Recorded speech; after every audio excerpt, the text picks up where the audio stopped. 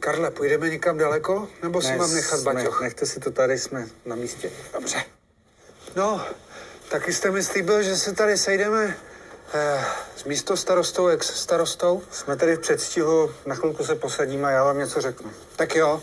My jsme v místech, kde 22. února 1944 spadnul americký bombardér. Ten americký bombardér byl od 98. bombardovací skupiny 15. letecké armády, která toho dne útočila na leteckou továrnu firmy Messerschmitt v Regensburgu. Došlo k tomu, že zhruba 20 letadel od té bombardovací skupiny v průběhu letu svým způsobem ztratila směr a dostali se místo nad Regensburg nad Plzeň. V momentě, kdy byli nad Plzní, na ně začalo střílet protiletadlové dělostřelectvo. A oni teda nevěděli, kde jsou tím pádem. Oni si mysleli podle toho času toho letu a zhruba toho směru, že jsou nad Regensburgem. Jak začali tak střílet ten flak, tak oni začali bombardovat. Už v tom momentu na ně útočilo německé stíhací letectvo a těmhletěm stíhačkám se podařilo v krátký moment sestřelit 2 americké bombardéry, 4motorové. Ten první z nich spadnul kousek od Staňkova a ten druhý právě v místech, kde se nacházíme. A v troskách toho bombardéru zahynula takřka celá posádka. Pouze jeden jediný muž se zachránil. No, pojďme vstříc panu starostovi. Pan starosta se blíží. Dobrý den. Dobrý den. To je pan Jirán, bývalý starosta Nepomuka, místostarosta a člověk, který vás zasvětí do toho místa. Já jsem Lukáš Langmajer, jsem jenom herec, tak byl bych moc rád, kdybyste mě to tady představil. Jsou tady 3 pomníčky. Jak to celé začalo? Tento příběh má svoji genezi a toto pietní místo se neustále zdokonalovalo tím způsobem, že nejdřív v roce 90 po revoluci, to bylo z iniciativy občanů obce Prádlo, zde byl umístěn kamenný kříž, který byl sem přenesen z místního hřbitova z Prádla. Pokračovalo to v roce 1997, kdy zde byl umístěn teda díky městu Nepomuk tento žulový památník, na kterém jsou uvedena jména všech členů posádky bombardéru, s tím, že ten přeživší Raymond Nury, jediný z té 11členné posádky, se nakonec rozhodl, a za to jsme byli vysloveně rádi, že navštívil toto místo přesně po 60 letech od té tragické události.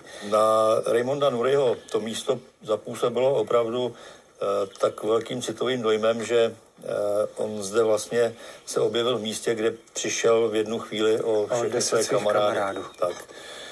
A odjížděl za doprovodu svých známých a příbuzných zahynulých letců, bratranců Torisonových, George a Johna.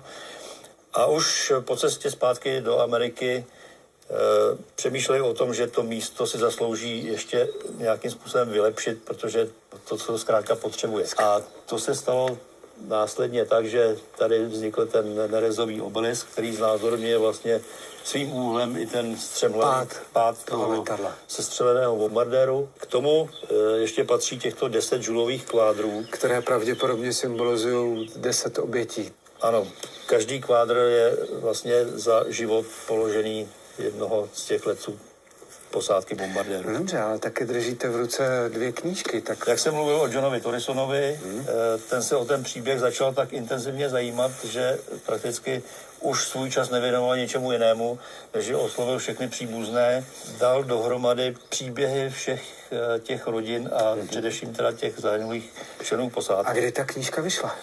Ta kniha vyšla v Americe v originále v roce 2015 a dokážete si koupit jak anglický originál, tak český překlad v Nepomuckém muzeu. Já slyšel jsem od Karla, že chvátáte, já vás nechci zdržovat. Taky Karel všechno musí vyzradit. Děkuju moc za váš čas. Mě těšilo a taky děkuju, nashledanou. Mějte se hezky. Karle, já vás poprosím, počkejte na mě v autě, já si se běhnu do té slavné díry. Jo? Ano. Nazdar, chlapi. Tak, chlapi, já vás moc zdravím, já jsem nějaký Lukáš. Ahoj. Ten Tomáš, ahoj. Lukáš, ahoj. Chlapi, my jsme v díře, kam dopadlo to letadlo a díky vám, a pravděpodobně nejenom vám, tak bylo objeveno, protože vy jste ho vykopali. Tak kdo s tím přišel? Tohle místo nebylo nikomu neznámé, o tom viděl troška každý. V roce asi 90 se mi podařilo odčerpat část vody a vyndat nějaké větší trosky. A následně mě navštívil Tomáš s Jirkou Kolouchem a požádali mě, jestli bych s nima nešel do toho pořádně to tady prozkoumat. Což se stalo kdy?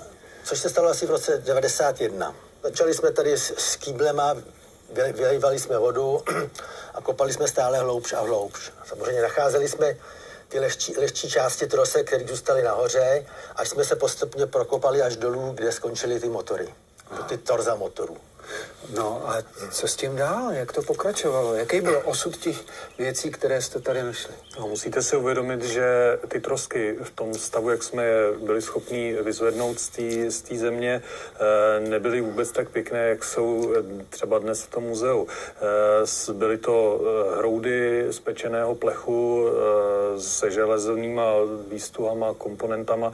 My v podstatě, když jsme vyzvedávali z té bahnité vody, která byla vždycky na dně té jámy, tak jsme většinou ani vůbec nevěděli, co v tu chvíli vytahujeme. Teprve až na povrchu a při nějakým dalším pozdějším rozebrání jsme byli schopni některý z těch trosek identifikovat. Samozřejmě některý byli v takovém stavu, že už ani nebylo možné rozpoznat, co je co. Takže dá se říct, že jak mě prozradil můj průvodce Karel, že díky vám je v Nepomuckém muzeu to, co tam teď je?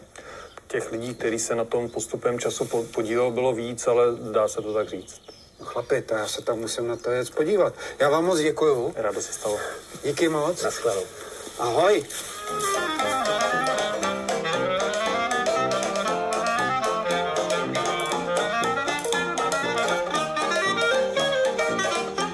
Já se dívám do té vaší navigační pomůcky a měli bychom mít před sebou kostel svatého Jana Nepomuckého. Takže dle mého soudu jsme v Nepomuku.